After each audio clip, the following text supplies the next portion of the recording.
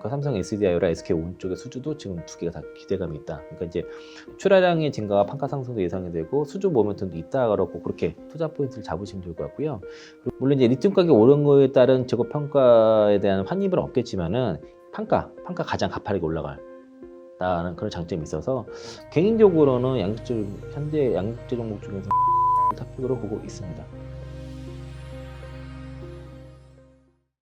자, 그럼 양극재 기업들도 좀 궁금해지는데 양극재 기업들도 뭐 역시나 1분기 실적은 부진했죠. 네.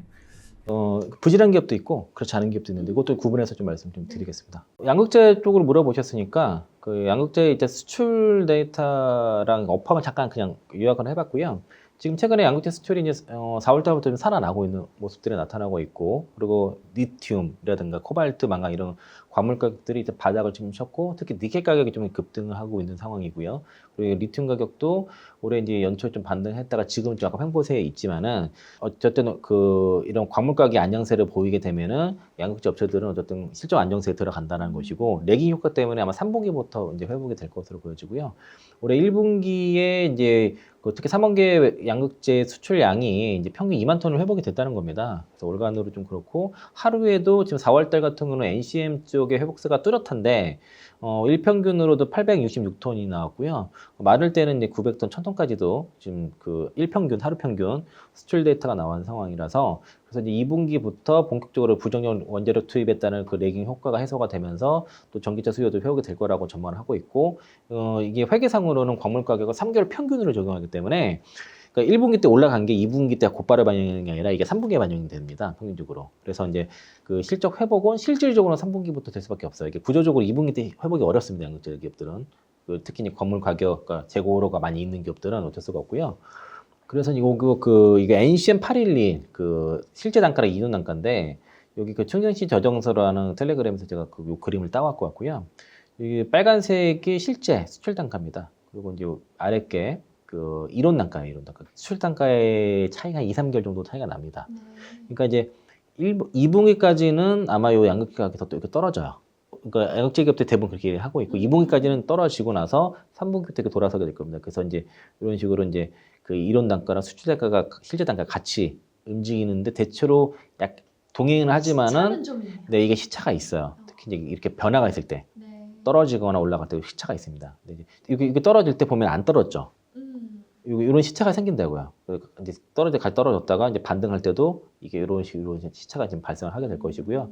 그리고 이제 LG화학이 지금 그러니까 그전에 포스코홀딩스도 그렇고 엔솔도 그렇고 약간 투자 지연, 투자 축소 이런 내용이 있었기 때문에 양극재 기업들도 생산 캐파 가이던스에 대한 변화가 있는지, 왜냐면 포스코 퓨처엠이 캐파를 1년 약간 수년을 했거든요.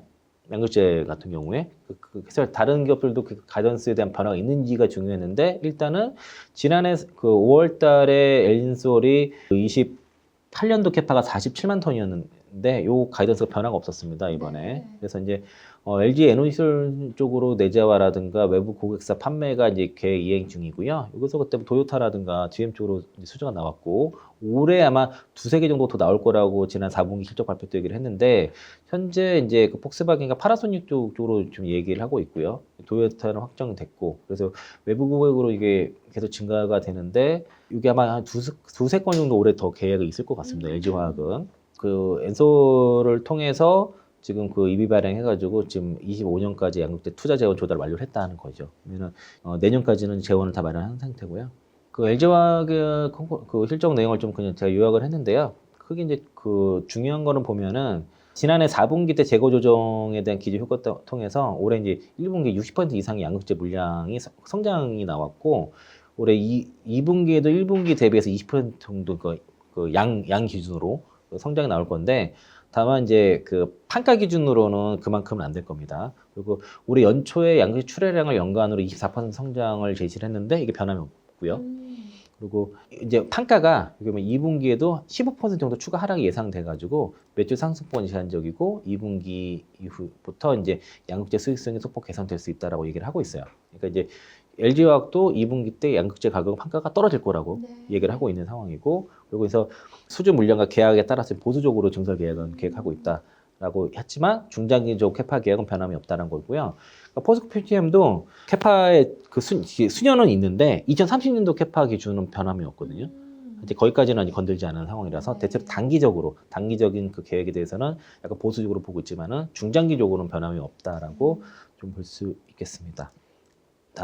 가장 궁금하신 에코프로비행 같은 경우도 마찬가지입니다. 이제 제가 평가 충당금이 환입이 됐는데 456억이 됐고요. 그래서 이제 26.7억 원래 적자 예상했는데 영업이 흑자가 났는데 4분기부터 1분기까지 메탈가 하락이 2분기에 판가로 적용이 되기 때문에 2분기 수익성도 1분기에 대해서 제한적일 거라는 얘기를 하고 있어요. 그래서 주가가 좀 부진한 겁니다.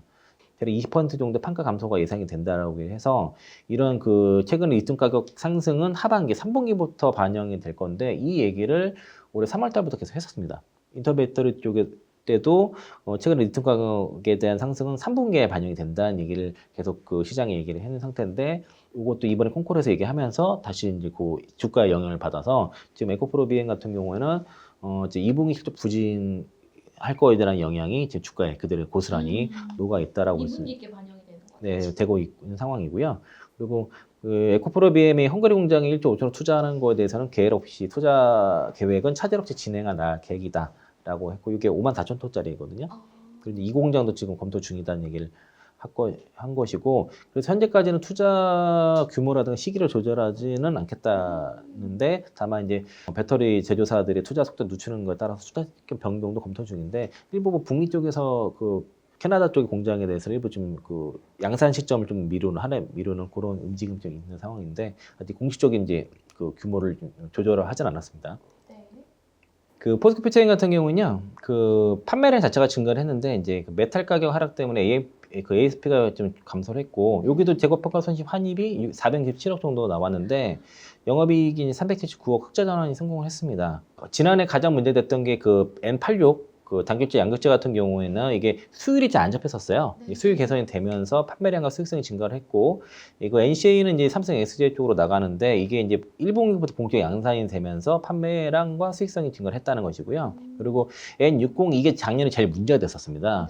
여기에 대한 100억 평가 손실이 대규모 발생했는데 이게 이제 환입이 된 겁니다. 다시 주고 또 추가가 또 기존 재고가 추가되면서 4분기 대비해서 이게 출하량이 증가를 했습니다. 이게 그래서 이제 요게 대체로 얼티엄 셀드 쪽으로 많이 들어가고요.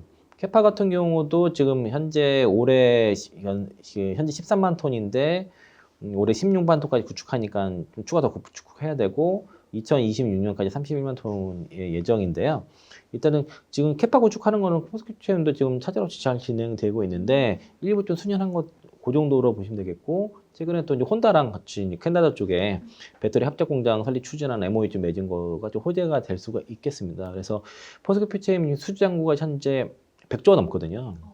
그래서 이제 수주 잔고 기준으로 봤을 때는 올해 그러니까 얼템 셀즈 물량을 봤을 때는 그 에코프로 비행과 포스코 퓨처를 비교되면 올해 실적 회복은 퓨처이 좀 빠를 수 있어요. 얼템 셀즈 물량이 급증을 하기 때문에 거기에 양극재를 공급하고 있는 기업들은 실적 회복이 좀 더 올해는 더 좋을 수 있다는 것이고 에코프로비엠은 이제 올해는 상대적으로 그렇고 뭐 내년 같은 경우에 캐파 증가가 더 가장 가파르기 때문에 그 내년에도 좋을 수 있을 것 같고요. 코스모 흰소재는 콩콜이 없어가지고 리포트를 가져왔습니다. 여기서 인상 깊은 거는 이제 요 얘기입니다. 올해 LG화학향의 단결제 양극재 매출액이 이제 인식이 본격이 된 거고요. 그리고 그래서 양극재 매출이 이제 890억으로 이제 69% 정분기 대비 증가를 했는데 역시나 이제 메탈 가격대 하락 때문에 좀 영업이익이 좀 떨어졌고 그리고 이제 공장이 램프업이 되니까 그 램프업 비용이 초반에 들거든요. 그것 때문에 이익률이 좀 떨어졌고요. 그리고 올해 이제 하반기에 그 유의미한 성장이 시작될 거라고 보는 거는 2분기 중에 증설 완료되거든요. 그러니까 지난해 캐파가 3만 톤에서 5만 톤까지 캐파 증설 완료를 했고 여기는 올해 말에 10만 톤이지만 6월 말까지 10만 톤이에요. 그래서 10만 톤 캐파 구축한 것들 출하량이 본격으로 나오는데 그게 대부분 다 LG 화학 쪽으로 들어가는 그 단결적 양극재, 그 소유경이거든요. 제가 들은 얘기로는 지금 단결재 양극재가 지금 쇼테지 상황이라 그러더라고요. 되게 그게 부족했기 때문에 코스모 쪽에다 증설을 되게 빠르게 요구를 했고 6개월 빠르게 지금 증설이 되기 때문에 이거 끝나면 곧바로 10만 톤 또 들어가 상황이고요. 그리고 3분기부터는 이제 ASP가 상승 예상이 되죠. 지금 그 양극재 기업이 다 마찬가지. 2분기까지는 판가 떨어지고 3분기부터 올라가는 구조인데 근데 이제 그 판가가 높은 게 하이니켈일 때 높고요. 단결정일 때 높아요. 근데 지금 코스모가 주력으로 하는 게 지금 하이니켈 단결정 양극재잖아요. 그러니까 이제 공인상 대비해서 판가 상승폭이 가장 클 거라고 보는 거죠. 그 믹싱 중에 이제 하이니켈 제품이 믹싱이 많이 그 가장 동반이 되다 보니까. 그리고 삼성 SDI 쪽에서는 지금 ESS만 들어가는데 그 미드니켈 쪽으로 전기차 향이 들어갈 것으로 예상하고 있고요. 이번에 NMX로 됐는데 어쨌든 SK온 쪽과도 지금 그 수주 그 퀄테스트가 거의 완료 구간에 있고 올해 연내 수주 될 것으로 좀 알려져 있어서 그 삼성 SDI랑 SK온 쪽의 수주도 지금 두 개가 다 기대감이 있다. 그러니까 이제 출하량의 증가와 판가 상승도 예상이 되고 수주 모멘텀도 있다라고 그렇게 인식을 투자 포인트를 잡으시면 좋을 것 같고요. 그리고 이건 상상이 증권 건데요. 그 1분기에 그 가동 예정이었던 신규 양극재 생산 설비는 테스트 진행에 따라서 가동 시기가 소폭 지연된 것으로 확인돼가지고 1분기 때 좀 예상보다 덜 나온 겁니다. 그리고 2분기에 이게 신규 가동에 따라서 외형 성장이 본격화될 예정이라는 거죠. 그래서 올해 연간으로 특히 상반기까지는 코스모 인소재는 이 리튬을 사입하거든요. 네. LG화학을 통한 사입을 하기 때문에 재고가 없어요. 그래서 그 재고 평가 손실과 환입도 없는 겁니다. 그래서 이제 상반기까지는 실제 가장 안정화될 것이고 하반기에 물론 이제 리튬 가격 오른 거에 따른 재고 평가에 대한 환입은 없겠지만은 이 판가 가장 가파르게 올라가는 그런 장점이 있어서 개인적으로는 현재 양극재 종목 중에서 코스모 인소재를 탑픽으로 보고 있습니다.